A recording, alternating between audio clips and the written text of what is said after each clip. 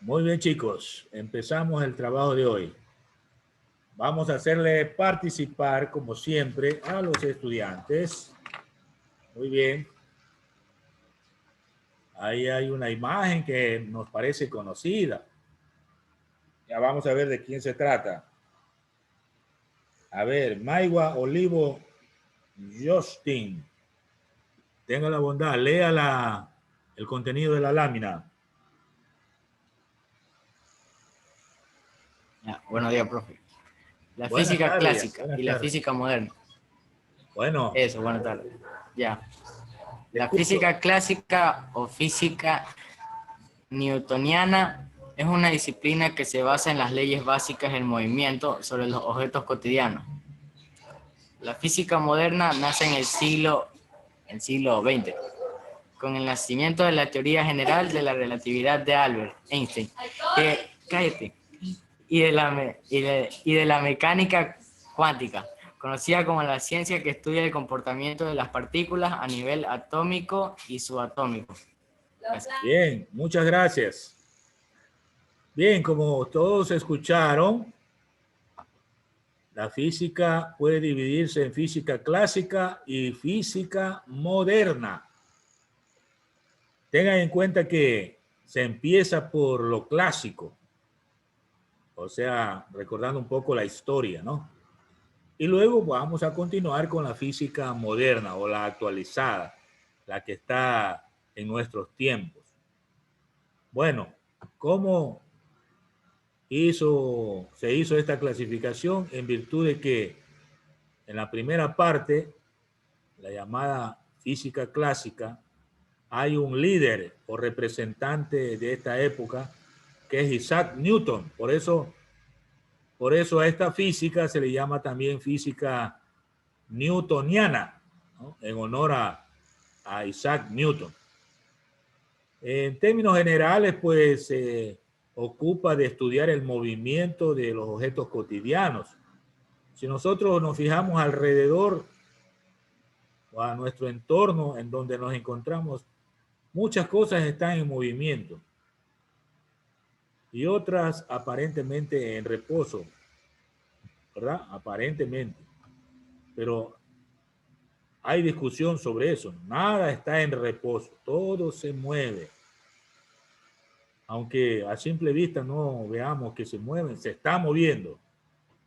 Entonces, hay leyes que gobiernan el movimiento y fueron estudiadas por el físico Isaac Newton, ¿no? Que es el representante de la física clásica. Esto hasta antes del siglo XX, ¿no? Porque ya en el siglo XX aparece una física moderna con el representante máximo de esta época, el conocido Albert Einstein, famoso Albert Einstein. Le vemos la imagen, ¿verdad? En la diapositiva. Él se ocupó de las cosas grandes, de estudiar el universo, del cosmos, del movimiento de los planetas, de las galaxias y las leyes que gobiernan ese movimiento.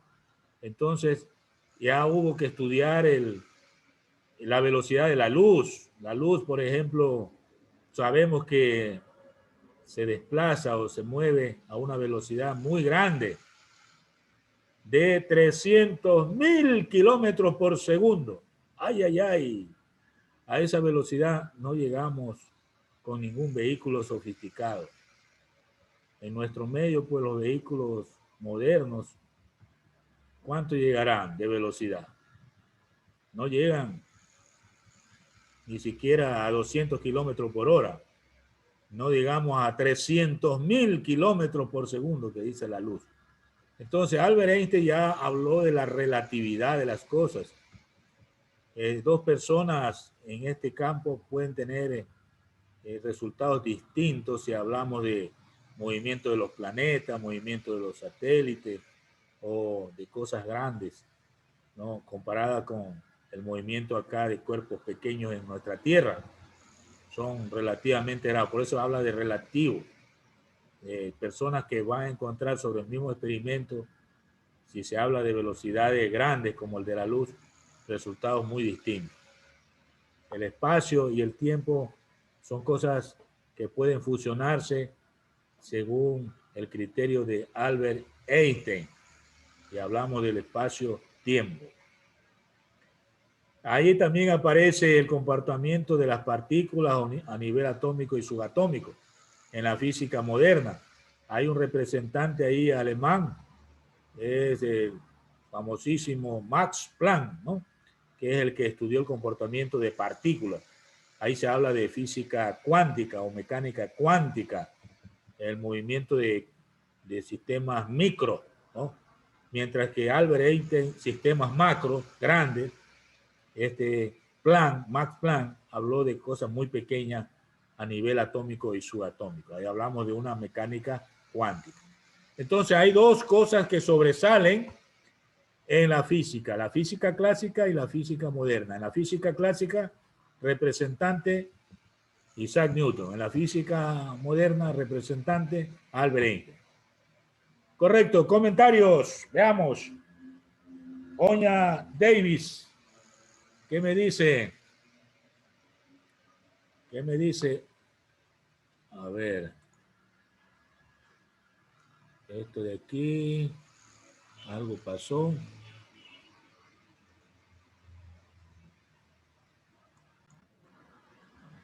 Ya. A ver. Antes de pasar a la segunda. Retrocedemos. Ahí. Ahí estamos, ¿no? A ver, decía al señor estudiante Oña Davis, comentario. ¿No está conectado? No, sí, sí, estoy. No le escucho. Sí, sí, estoy. Allá, hable fuerte. ¿Algún comentario? Como que sí es cierto que Albert Einstein se dedicó a la física muy, muy, muy imposible que casi nadie puede comprenderla. Y él fue capaz de estudiar los movimientos básicos sobre algunos objetos. Bueno, tiene algún criterio, ¿verdad? Tenga en cuenta que Albert Einstein aparece ya en la física moderna con una fórmula muy, pero muy famosa. Usted ve en la imagen ahí, E igual a M por C cuadrado. Sí la distingue, ¿no? En la figura. E igual M por C cuadrado. ¿Qué significa eso? Energía igual masa por cuadrado de la velocidad de la luz. Para él, toda masa o toda materia puede convertirse en energía totalmente si viajamos a la velocidad de la luz. Entonces, si elevamos al cuadrado la velocidad de la luz y lo multiplicamos por la masa, eso nos va a dar la cantidad de energía que podemos tener, ¿no? Al convertirnos en energía. Pero eso es una teoría, ¿no? Una teoría que fue muy famosa y que corresponde a la teoría general de la relatividad por Albert Einstein. Muy bien, avanzamos para ver qué más tenemos para este conversatorio. Ramas de la física, ahí tenemos a la física dividido en dos campos, física clásica que ya vimos y la física moderna. Es un mapa conceptual, ¿verdad? O un distribuidor de temas. En la física clásica tenemos dos exponentes, las leyes de Newton y las ecuaciones de Maxwell, que también es un científico que aportó mucho a la física clásica. En esta física tenemos termodinámica, mecánica, acústica, óptica y electromagnetismo. Todo esto se estudia en la física clásica que nosotros vamos a penetrar o a introducir. La termodinámica tiene que ver con el calor, la mecánica con el movimiento, la acústica con el sonido, la óptica con la luz y el electromagnetismo, como lo dice la palabra, con electricidad y magnetismo. Y en la física moderna tenemos dos tipos de de campos que vamos a estudiar al final del bachillerato, la física cuántica y la relatividad. Todo ese camino vamos a recorrer en el bachillerato. Primero, segundo y tercer año de bachillerato tenemos que haber abarcado todas esas ramas. En la fotografía vemos a Isaac Newton. Es el representante de ¿qué física? De la física clásica. Ahí lo tenemos. Isaac Newton, famoso. Muy bien. Comentarios. A ver, Kansin, Lin. ¿Algún comentario? Ninguno. Ninguno, todo correcto. Muy bien. Sí. García Juliana, ¿algún comentario?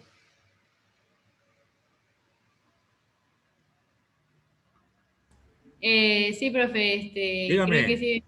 Me parece interesante saber, conocer los diferentes tipos de física para estar más dentro del tema y también conocer los diferentes personajes que fueron muy importantes para la física, sobre todo Isaac Newton y Einstein.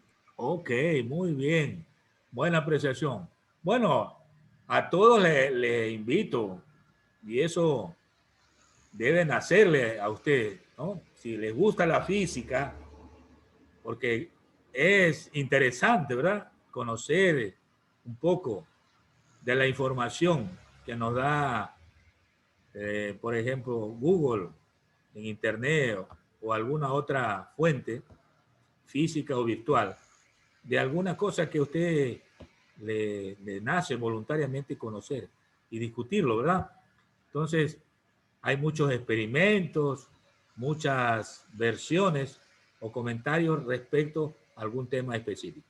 Pero en todo caso, ese es el camino que nosotros vamos a recorrer en todo el bachillerato. Entonces, despacio, pero seguro, avanzando con la comprensión y la explicación correspondiente. Avanzamos. Breve historia de la física clásica. Vamos a hacer leer a alguien eso. A ver, Peralta Rafael, ayúdeme con la lectura. Para los antiguos griegos, el universo contenía fuego, aire, agua y tierra. Para Aristóteles, todos los cuerpos obedecían a un orden natural debido a su peso. Para Galileo Galilei, padre de la experimentación, todos los cuerpos caen hacia la superficie de la Tierra. Para Isaac Newton, en el universo se aplica la ley de la gravitación universal. Gracias. Parece que todos escucharon, que estaba bajito el volumen, ¿verdad? Pero todos escucharon. Ahí tenemos una imagen de Galileo Galilei, ¿verdad? Un personaje, ¿no? Esto en la física clásica, o sea, antes del siglo XX. Pero revisando, están estas claves, digamos así, informativas, porque de esto hay abundancia, pues hablamos de historia, ¿no? Y la historia es abundante. Si a usted yo le digo que me haga un resumen de su historia, me va a llenar algunas páginas, ¿verdad? De su historia. Y no digamos de la familia, de los abuelos, de los tatarabuelos, es una historia grande. Imagínense usted la historia de la física clásica, hasta antes del siglo XX, ¿verdad? Hasta el siglo XIX hablamos de la física clásica. Por eso, brevemente, decimos que tengo algunas ideas. Los antiguos griegos, o sea, en la antigua Grecia, se consideraba que el universo en su totalidad estaba formado por 4 elementos que en orden de arriba hacia abajo era fuego, aire, agua y tierra. El fuego en la parte más alta, se lo veía en las estrellas, era considerado de los dioses. Los dioses eran de fuego, ¿verdad? Estaban en la parte más alta. Luego hacia abajo estaría el aire, que es la atmósfera. El agua, más abajo, y más abajo del agua, la tierra. Para Aristóteles, que era un representante de ellos, todos los cuerpos obedecían a un orden natural debido a su peso. Hasta antes del siglo XX se consideró que los cuerpos más pesados llegaban primero al suelo, porque eran hechos para la tierra, ¿no? Entonces tenían que estar en la tierra. Entonces llegaban los más pesados rápido a la Tierra. Lo que era agua volvía al agua, lo que era gas o aire iban a la atmósfera y lo que tenía fuego iban a lo más alto, a formar parte de las estrellas. Hasta que llegó el padre de los experimentos, ya habíamos hablado de eso, Galileo Galilei. Él no se comió el cuento de pura teoría nada más, no, hay que hacer el experimento, dijo él. Entonces a él no le comió y no le interesó repetir lo que los sabios de ese tiempo mencionaban. Los cuerpos más pesados llegan primero al suelo. Y él dijo, no, hay que hacer la experiencia. Cogió una hoja de papel, la arrugó y una moneda o una piedra y la dejó caer de una misma altura y llegaron al suelo igualitos. Entonces rompió con el experimento esa aseveración de que el cuerpo más pesado llegaba primero al suelo. Y él dijo, no, lo que influye es el aire. Por eso más tarde se inventaron el paracaídas. El paracaídas, al abrirse, permite al paracaidista ir descendiendo despacio, muy despacio, y no le pasa nada. Si no se le abre el paracaídas, ¿qué va a suceder? Va a caer como el papel arrugado de Galileo Galilei. Llega como con igualdad que una piedra, ¡pah!, llega a topar el suelo con la misma velocidad de una piedra. Es decir, el aire no le ayuda cuando el papel está arrugado o el paracaídas no se abre. Entonces hay que asegurarse de que el paracaídas se abra, porque de lo contrario va a parar al cementerio. Tiene cupo allá.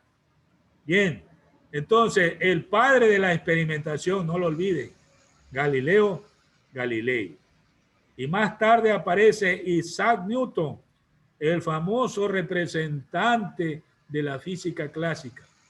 Y él avanzó hasta estudiar el universo y además de otras leyes que le llamamos leyes dinámicas, apareció con la ley de la gravitación universal que se aplica al universo. Por eso es famoso Isaac Newton en la física clásica. Muy bien, comentarios. Veamos. Pinto Ramírez Martín, quiero escucharle. Comentario.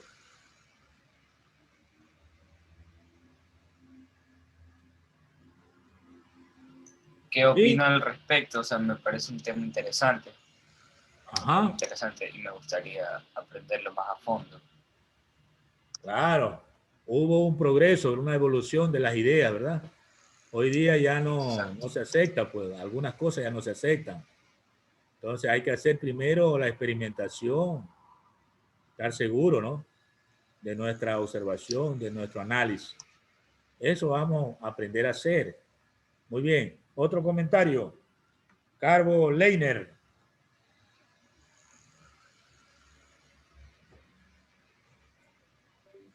Leiner. ¿Está desconectado? No.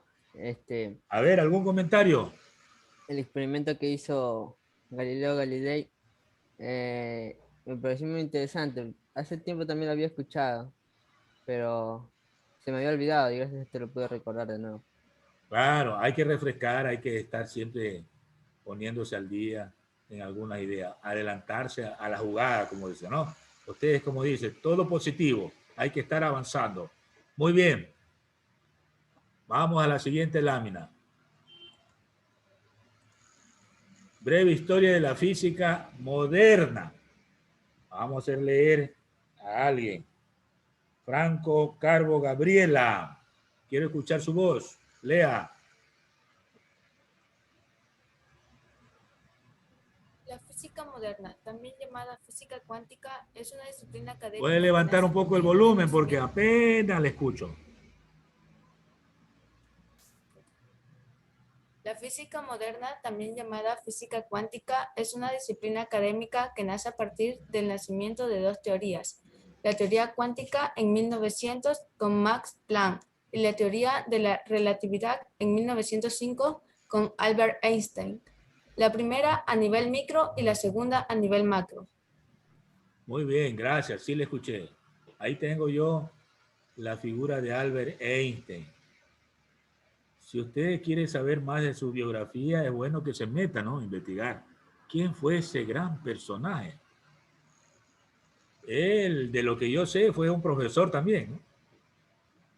Pero tuvo que salir desterrado de su propia tierra por alguna razón que no le voy a decir para que investigue. Pero muy brillante ese cerebro, pero de los famosos e intelectuales. Bueno, ¿qué nos dice la física moderna? Justamente estudiar no solamente nuestro entorno, lo que vemos a simple vista, sino más allá, en el cosmos y en el universo en su conjunto. Eso es lo que estudió Albert Einstein a nivel macro, estudiando desde la velocidad de la luz. Y Max Planck, en cambio, se fue a lo micro, o sea, penetró en la materia hasta partículas que a simple vista no se ven, a los componentes de un átomo y a lo que está dentro del átomo y dentro de cada partícula, o sea, a nivel subatómico. Entonces eso es a nivel micro. Ahí nos habló de partículas cuánticas. Y eso es interesante para no saber qué pasa en ese mundo micro, que ni idea tenemos, ¿no? Ni idea tenemos de que hay un mundo micro que no se lo ve a simple vista. Y a veces ni con el más potente microscopio. Pero hay un nivel micro. Allí posiblemente están los llamados virus que hablamos ahora, del COVID, a nivel de vida, bacterias y cosas que nos asombran. A simple vista no sabemos por dónde nos atacan, pero nos van a atacar, ¿no? Eso es lo que estamos viviendo ahora. Pero las leyes físicas que gobiernan fueron estudiadas por Max Planck y Albert Einstein. Esto es en física moderna. El representante de esta física, pues lo consideramos a Albert Einstein por su brillantez, por su sabiduría, por su entrega completa a la ciencia. Albert Einstein, un famoso de la ciencia y de la física moderna. Interesante saber un poco más de eso. Les invito a leer, a investigar, a hacer la consulta. Comentarios. A ver, Espinosa Jamie, quiero escucharle. Comentario. Bueno, me parece interesante la manera en que la física moderna actualmente es física cuántica y que, o sea, los niveles de ya sea lo más chiquitito a lo más grande, que son a veces dos mundos completamente distintos, pero son muy interesantes. Gracias por su opinión o su comentario. Hay en YouTube muchos videos que usted puede meterse en el tiempo que tenga de ocio o tenga despejado, que tenga suficiente tiempo para indagar, consultar y llenarse de curiosidad es importante. Pinche, por ejemplo, viaje al cosmos. Viaje al cosmos. Entonces usted va a ver ahí cuál es el comportamiento de nuestra galaxia, dónde estamos como Tierra, como sistema solar, cuál es la estrella más cercana aparte del Sol. Yo sé que, por ejemplo, una estrella cercana es Alfa Centauro y que emplearíamos muchos años en viajar a la velocidad de la luz. Imagínense, viajando a la velocidad de la luz, emplearíamos varios años en llegar de una estrella a otra. Y sin embargo, en el firmamento las vemos pegaditas, pero es por la gran distancia que nos separa. El Sol, pues, es la estrella más cercana, por eso la vemos gigantesca y nos llega la luz, ¿no? A veces no podemos mirar de frente al Sol porque es tan incandescente y tan fuerte la intensidad de la radiación que nos hiere, ¿no? Pero también hay muchas estrellas como el Sol que están lejanas y esas las vemos en los firmamentos o en una noche despejada, ¿no? Estrellada. Es interesante mirar esos videos y los comentarios que se hacen al momento en que nos están poniendo ese cortometraje o esa evidencia de que no somos los únicos en el universo. Tantas vidas que pueden haber, ¿verdad? Es interesante indagar a nivel macro y también meterse al nivel micro. También hay videos para ver el mundo submicroscópico. Videos de eso. A veces lo que vemos en imágenes nunca se nos borran de nuestro cerebro. Están ahí hasta viejitos, hasta abuelitos. Y conversamos a los nietos, a los bisnietos, le conversamos. Claro, generalmente los nietos y bisnietos no le ponen atención, pero los viejitos, si tienen alguno de ellos, tienen mucha sabiduría y mucha experiencia. A veces hay que escucharle, tienen mucho que ver en la experiencia que nos relatan. Es como escuchar los cuentos, ¿no? ¿Qué hizo abuelito en tal parte? Cuénteme su historia. Y es entretenido saber sus aventuras, lo que descubre, lo que le llamó la atención. Y ahora, como usted ya tiene conocimiento de física, tiene una mejor explicación para el fenómeno que le relata. ¿Correcto? Muy bien. Avanzamos, seguimos con este conversatorio. Está interesante.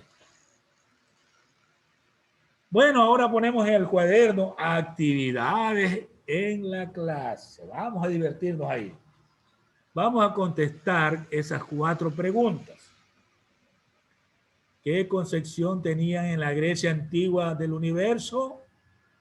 Si han estado atentos, podrían responder. ¿Cuál es la diferencia básica de las concepciones del tiempo y del espacio sobre la visión clásica y moderna? Es de lo que hemos estado hablando. ¿Por qué se cree que duró casi 2000 años la premisa de Aristóteles? Que los cuerpos más pesados caían más rápido que los más livianos. Y la 4ª pregunta, ¿cuáles son los principales aportes de Newton a la ciencia? Interesante, vamos a responder. Vamos a guiarles. Pasamos a la pizarra, usted escribe en su cuaderno. Vamos a ver. Pasamos a la pizarra virtual. Y ahora ponemos respuestas. Profe, una pregunta. La actividad de la clase. ¿Sí se lee eso? Me dice. Respuestas a la actividad de la clase. Si no se lee, me dice. Sí, profe, sí se logra. Sí se lee. Vamos a poner negrillas ahí. Ahí está mejor, ¿verdad? Bien. Bueno, la primera pregunta, solo voy a escribir la respuesta porque las preguntas ya las tiene allá. A la pregunta 1, ¿qué concepción tenían en la Grecia antigua acerca del universo? Vamos a escribir algo, ¿no? El universo estaba formado... ¿Dónde están las preguntas? ¿Ah? ¿Dónde están las preguntas? En la lámina que les pasé. Ya voy a repetir. Tranquilo, tranquilo. A ver, voy a repetir. Eso igual les voy a subir en un video, ¿no? Para que tengan. Que revisen en la plataforma.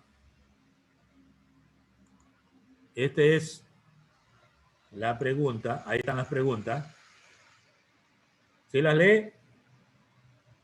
Ahí están las 4 preguntas. Igual eso Sí, ya le lo va a tomé quedar captura, gracias. subido en la plataforma, ¿no? Como un video.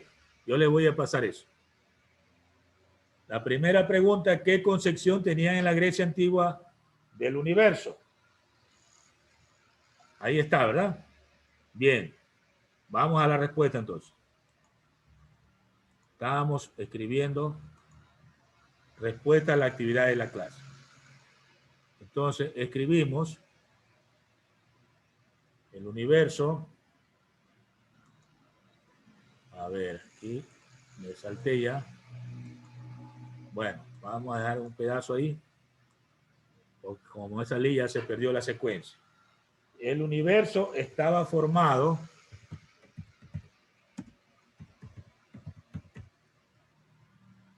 por 4 elementos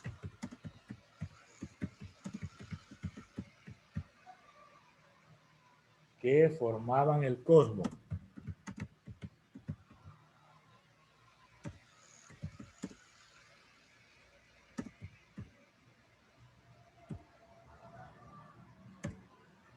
Que formaban, vamos a ponerle aquí abajo, el cosmos.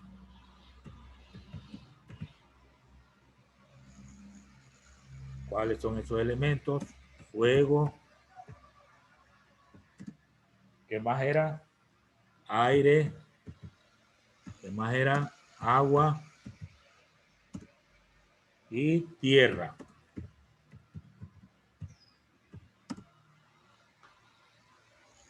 Bueno, eso es la primera parte, ¿no? Abajo, ¿dónde estaba la tierra? Abajo estaba la tierra. Sobre la agua. Sobre la tierra, el agua. Profe, Sobre el agua, dígame. María Solís le quiere preguntar algo. Sí, le escucho, dígame. ¿En qué parte del cuaderno tenemos que poner esa actividad? En la primera sección, en las clases sincrónicas, ahí. Gracias. Abajo estaba la tierra, sobre la tierra el agua, sobre el agua, ¿qué estaba? El aire. Y sobre el aire el fuego.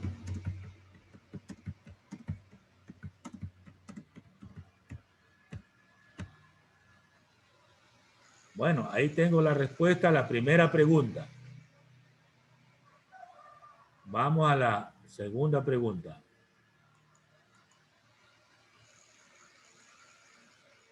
¿Qué nos decía la segunda pregunta?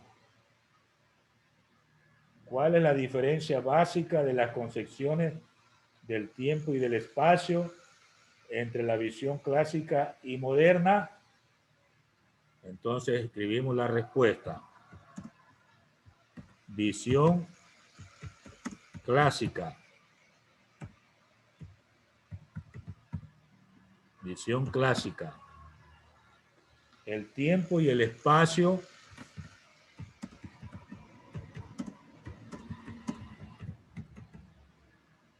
el tiempo está mal escrito. Corrijo. El tiempo y el espacio son realidades inmutables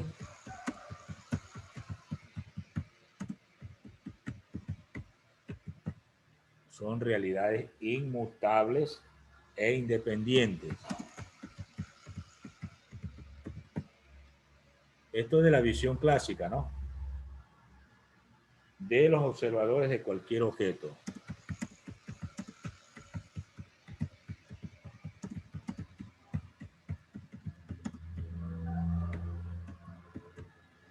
¿Qué quiere decir eso? Que si usted hace un experimento, el resultado de ese experimento en nuestro medio va a tener los mismos valores que si lo hace cualquier otro observador, ¿no? Entonces no varía la respuesta. El tiempo y el espacio son dos cosas distintas. El tiempo está relacionado con la duración y el espacio con el volumen que ocupa, o tiene que ver con el desplazamiento. Eso es inmutable e independiente, o sea, no pueden cambiarse, ni el uno depende del otro, son cosas distintas. Eso para la visión clásica. Pero para la visión moderna, ya esto cambia. Visión moderna, que también nos piden un criterio, nos dice que unifica el tiempo y el espacio.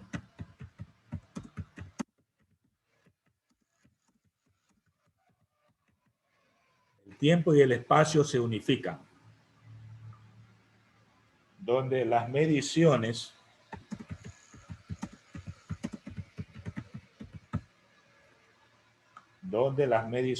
de un mismo acontecimiento. Una pregunta. ¿Sí? Te escucho. ¿El cuaderno tiene que ser físico a mano o puede ser digital? Cuaderno físico, claro, el portafolio físico. Ok, está bien. Ya, de un mismo acontecimiento para dos observadores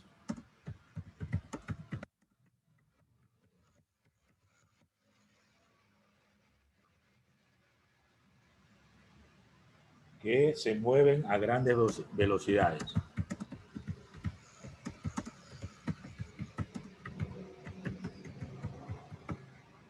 Estas son velocidades cercanas a la luz, ¿no? Son totalmente diferentes.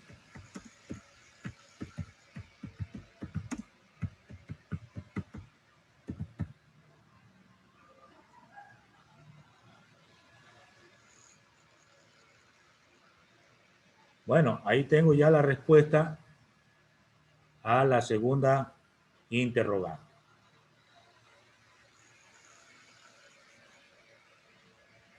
De todo lo que hemos leído y hemos explicado, pues sacamos esa respuesta, ¿no?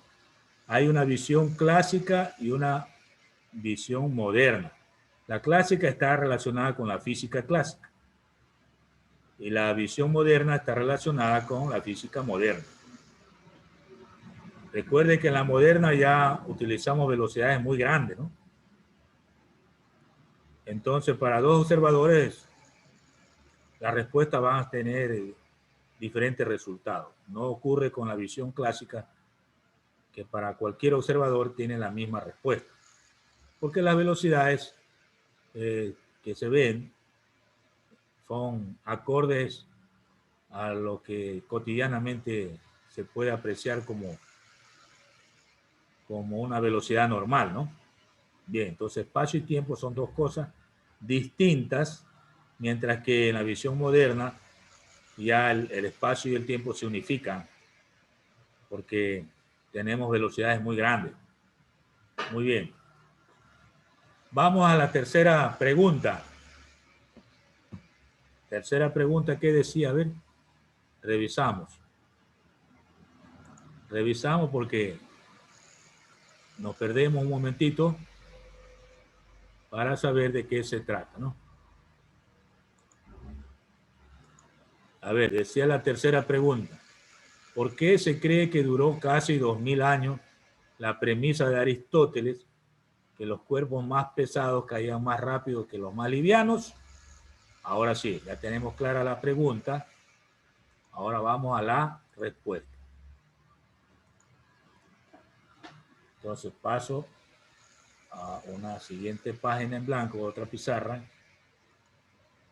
para escribir la tercera respuesta.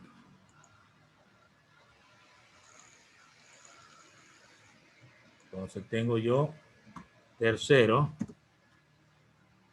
y diríamos, porque antes de Galileo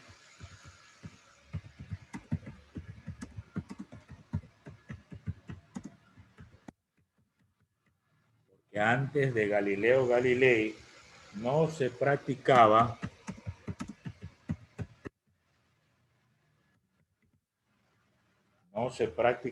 la experimentación.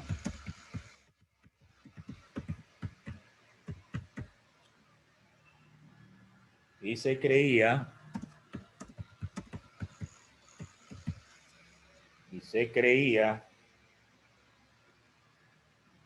en las teorías enunciadas.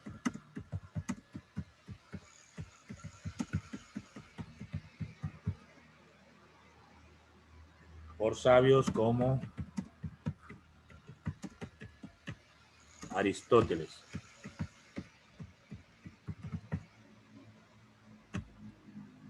Claro, Aristóteles era en su tiempo, ¿no?, un personaje que todos lo creían sabio, ¿no?, por sus opiniones, por su comentario, por su aporte.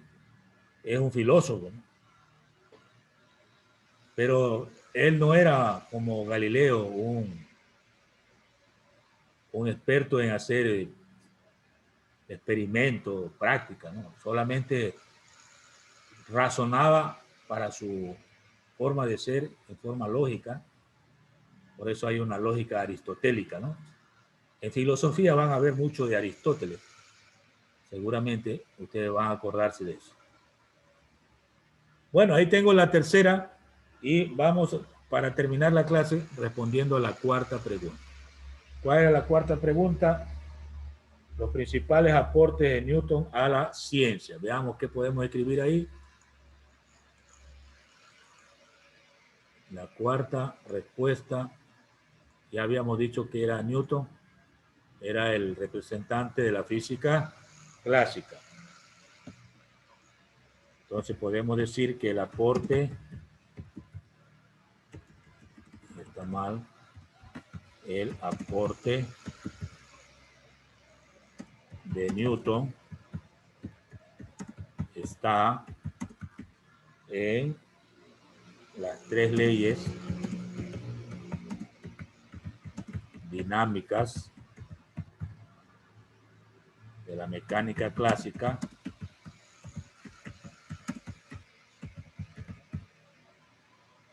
y la ley de la gravitación universal.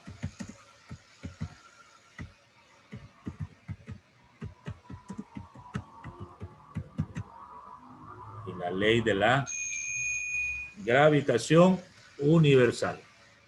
Esto era de la pregunta 4, ¿no? Me faltó el número 4. Poner allí para que todo quede ordenadito, ¿verdad? Bueno, esas son las actividades que hemos sacado de la clase de hoy, de este conversatorio que resultó muy interesante. Hasta ahí la clase de hoy. Creo que todos me han estado atendiendo, ¿verdad?